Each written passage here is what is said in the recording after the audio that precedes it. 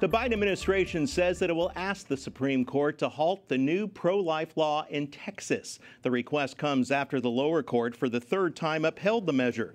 The state bans abortions once a baby's heartbeat is detected. Last month, the nation's highest court allowed the law to take effect. The justices did not rule on whether or not it's unconstitutional or constitutional. The White House is under pressure from abortion survivors, supporters that is, to overturn the measure. President Joe Biden's multi-trillion-dollar spending proposal faces an uncertain future. So today, the president flew to Connecticut, trying to convince Americans his plan, the Build Back Better plan, is the way to go.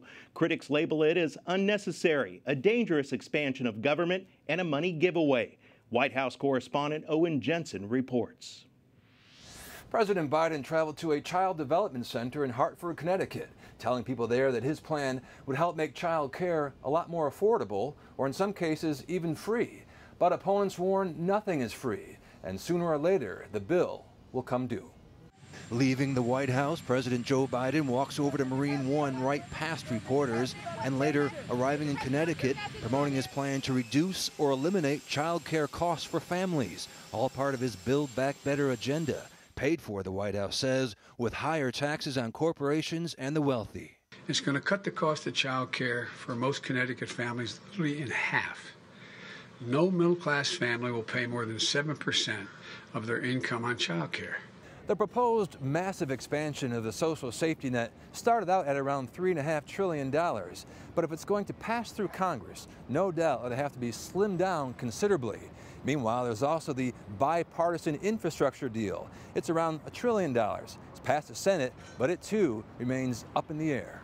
The White House is also combing through a draft report from the Supreme Court commission it formed. The review did not recommend packing the court by adding more liberal justices, but it did suggest possible term limits. The committee is expected to finalize its report and give it to the president next month. It is an assessment. It is not a recommendation. That is how it was been outlined from the beginning. But Senator Marsha Blackburn tweeting today, the Democrats want to turn the Supreme Court into a super legislature to implement their radical wish list. Meanwhile, the Trump-era Remain in Mexico policy. President Biden tried to get rid of it, promising a more humane system. But it's being implemented again under a court order.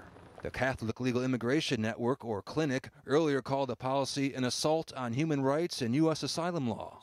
But Republican lawmakers have demanded the Biden administration do more to enforce national security and solve the border crisis. Also tonight, on the debt ceiling front, all clear for now. President Biden has signed a bill into law raising the nation's debt limit. It's only good, however, until December, and then lawmakers might be right back at it again. At the White House, Owen Jensen, EWTN News Nightly.